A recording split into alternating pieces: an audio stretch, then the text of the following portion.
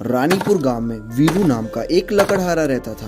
वह लकड़ियां काट कर जैसे तैसे अपना गुजर बसर कर रहा था। एक दिन वीरू उदासी से बैठा था और बोला, अरे भगवान, आज मेरा पेट नहीं भरा। मैं ऐसे कब तक एक वक्त का खाना खाकर जीऊंगा? ना जाने मेरी किस्मत का दरवाजा कब खुलेगा। वीरू उदासी से इतना बोलकर लकड़ियां काटने जंगल की तरफ चला जाता है। जब वीरू जंगल पहुंचा तो देखा उसने कि पेड़ों की संख्या बहुत ही कम हो चुकी थी।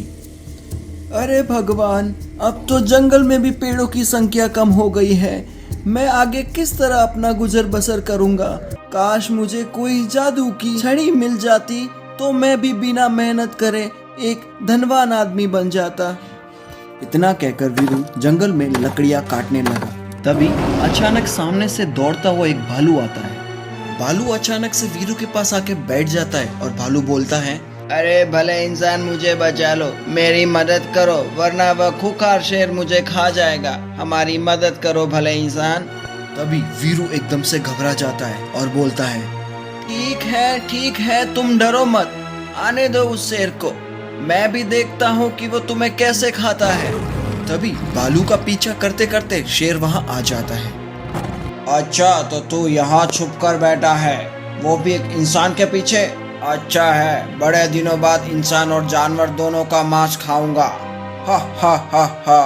तभी वीरू उस शेर को कहता है, अरे ओ शेर, तुम्हें क्या लगता है कि तुम हमें खा जाओगे और हम कुछ नहीं करेंगे? भूल के भी तुम्हारी अपनी जान प्यारी है तो यहाँ से लौट जाओ, वरना। तभी शेर जवाब देता है दहाड़ से, वरना क्या? तुम मुझे डरा नहीं सकते और ना ही मेरा कुछ बिगाड़ सकते हो।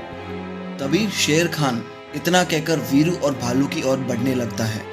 शेर के करीब आते ही वीरू ने अपनी कुल्हाड़ी उठाई और शेर के सिर पे मार दी और शेर वहीं नीचे गिर के बेहोश हो गया। तुम्हारा खेल तो खत्म हो गया शेर, अब बताओ तुम। तभी भालू वीरू से कहता है, तुम्हारा बहुत बहुत शुक्रिया मेरे दोस्त, तुमने मेरी जान बचाई है। मैं तुम्हारा आभार कैसे व्यक्त करूं? कोई बात नहीं दोस्त, इंसानियत के नाते ये तो मेरा फर्ज था। तभी भालू वीरू से पूछता है, वैसे तुम इस घने जंगल में क्या कर रहे हो? तभी वीरू अपनी गरीबी की पूरी दास्तान उस भालू को सुनाता है। तभी भालू इतना सब सुन के जवाब देता है, वीरू, तुम सच में काफी मुश्किल में हो।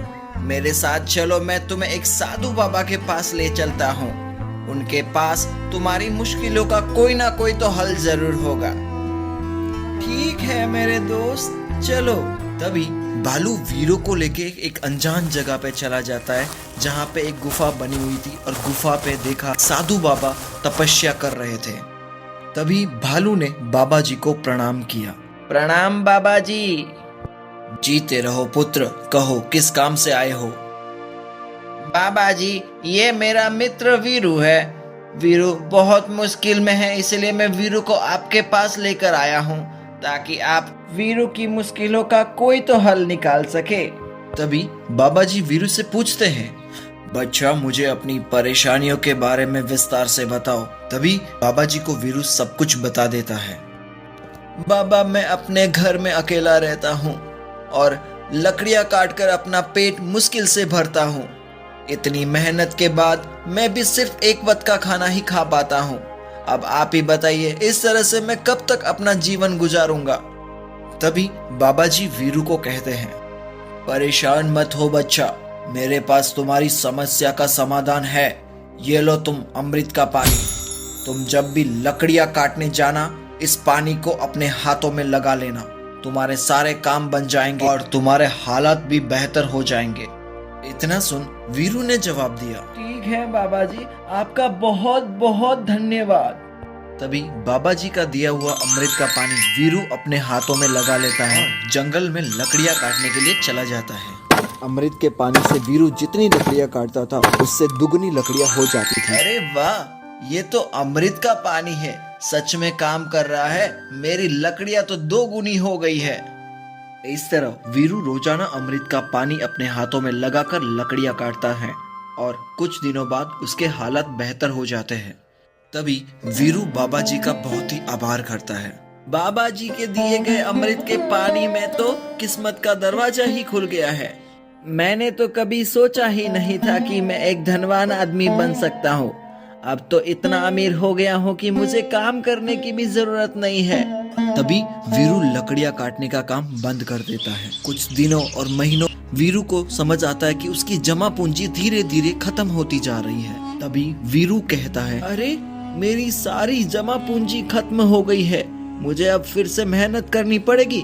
चलो कोई बात नहीं, मैं कल से फिर लकड़ियाँ काटना शुरू कर देता हूँ।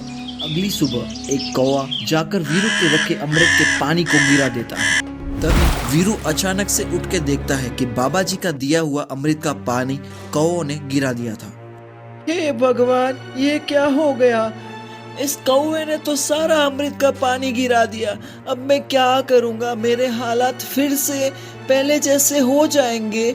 नहीं नहीं, मैं बाबा जी के पास जाऊंगा और फिर से अमृत का पानी लेकर धनवान बन जाऊंगा। वीरू अब उसी गुफा के अंदर दोबारा जाता है, पर उसे वहाँ साधु बाबा नहीं मिलते हैं। अरे बाबा जी तो यहाँ नहीं है। आखिर बाबा जी कहाँ चले गए? अब मैं उन्हें कहाँ ढूंढूं? तभी वीरू उदास होके मन ही मन में बातें करने लगा कि आखिर बाबा जी कहाँ चले गए। तभी एक उड़ती हुई चिड़िया अपनी चोंच में तिनका लेकर आती है। तभी वह चिड़िया वीरू के पास आके बोलती है, चुन चुन के तिनके लाऊंगी और अपना घर बनाऊंगी, ना किसी के जादू से ना किसी के सहारे से, अपनी मेहनत के दम पे मैं अपनी किस्मत चमकाऊंगी, मैं अपना घर बनाऊंगी। चुन चुन चिड़िया नाम है मेरा। तभी वीरू सुन के उस चिड़िया को बोलता है, अरे सुनो नन्ही चिड़िया, क्या तुम यहाँ पे किसी साधु बाबा को देखा है? नहीं, मैंने नहीं देखा, लेकिन तुम साधु बाबा को क्यों ढूंढ रहे हो? वीरू चुन चुन चिड़िया को सारी बातें बता देता है। तभी चुन चुन चिड़िया वीरू को कहती है, अच्छा तो ये बात है, लेकिन तुम कब तक किसी जादू के सहारे अपने हालात ठीक रख सकते हो? याद रखना, हमें हमेशा अपनी मेहनत के दम पर ही हालातों को सुधारना चाहिए, क्योंकि मेहनत करके ही किस्मत का दरवाजा खोला जा सकता है। तभी वीरू चुन चुन चिड़िया को कहता है, शायद तुम सही कह रही हो, मुझे अपनी मेहनत से ही अपने हालात ठीक करने चाहिए, ना कि किसी के जादू के पानी से।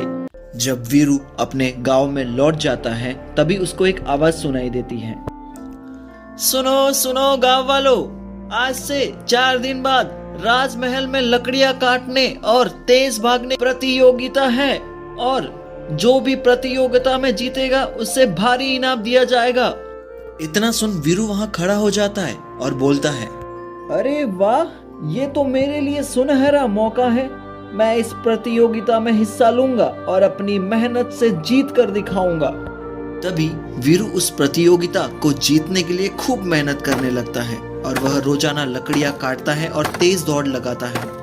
वीरू अब प्रतियोगिता के लिए एकदम से तैयार हो गया था। मैं प्रतियोगिता के लिए एकदम तैयार हूँ, भगवान मेरी मदद करना इस प्रतियोगिता को जितवाने में।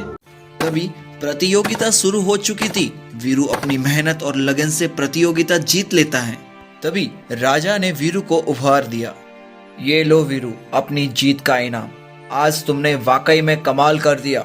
राजा वीरू को इनाम दे रहे थे, तभी वहाँ एक डाकू आ जाता है और राजकुमारी को पकड़ लेता है। छोड़ दो मुझे, जाने दो मुझे पिताजी, मुझे बचाइए। चिंता मत कीजिए, मैं अभी इस डाकू को सबक सिखाता हूँ। डाकू राजकुमारी को अपने साथ ले जाने वाला होता है। तभी वीरू अपनी कुल्हाड़ी फेंककर उस पर वार कर देता है और डाकू वहीं गिर जाता है और बेहोश हो जाता है। तभी राजा खुश होकर वीरू को कहते हैं, वीरू तुम्हारा बहुत बहुत शुक्रिया, तुमने मेरी बेटी की जान बचाई है और इस राज्य को इतने बड़े संकट से बचाया है। सदा तुम्हारा आभारी रहूंगा। नहीं नहीं महाराज, ये तो मेरा फर्ज था। मुझे तुम्हारे जैसे ही वीर पुरुष की तलाश थी जिससे मैं अपनी बेटी का विवाह कर सकूं। क्या तुम मेरी बेटी से विवाह करोगे? तभी वीरू मुस्कुरा कर कहता है, अरे महाराज, राजकुमारी से विवाह? यह तो मेरा सौभाग्य होगा महाराज, लेकिन क्या राजकुमारी मुझसे शादी करेगी? वीरू के इतना कहने के बाद राजकुमारी के मुंह पे मुस्कान आ गई। तभी राजा वीरू को हंसते हुए कहते हैं, लो, राजकुमारी ने भी हाँ कर दिया है। अब तुम्हें कोई आपत्ति नहीं है ना वीरू? महाराज, मुझे तो अभी कोई आपत्ति नहीं है। अब वीरू और राजकुमारी की धूमधाम से शादी हो जाती है और वीरू को राजा बना दिया जाता है। तभी वहाँ चुन चुन चिड़िया और साधु बाबा आ जाते हैं। प्रणाम बाबा जी। जीते रहो पुत्र। तभी वीरू चुन चुन चिड़िया को देख के बोलता है, चुन चुन, देखो, तुम्हारी दी गई सीख ने मेरी किस्मत का दरवाजा खोल दिया। मुझे आज ये एहसास हुआ कि तुमने सही कहा था, मेहनत किस्मत का असली दरवाजा है। चुन चुन चिड़िया खुश होके वीरू को बोलती है, खुशी हुई मुझे तुम्हें इस तरह राजा बन के देख के, लेकिन तुम्हें ये सीख देने के लिए साधु बाबा ने ही मुझे भेजा था। तभी साधु बाबा वीरू को कहते हैं, हाँ मेरे बच्चे, ये बात हमेशा याद रखना, इंसान को जीवन में तभी सफलता मिलती है जब वह मेहनत करता है। तभी वीरू बाबा जी से कहता है, जी बाबा जी, अब मैं हमेशा अपनी मेहनत से काम करूंगा और दूसरों की मदद करके अपना कर्तव्य पूरा ईमानदारी से निभाऊंगा। अब वीरू राजमहल में राजकुमारी के साथ खुशी खुशी रहने लगता है।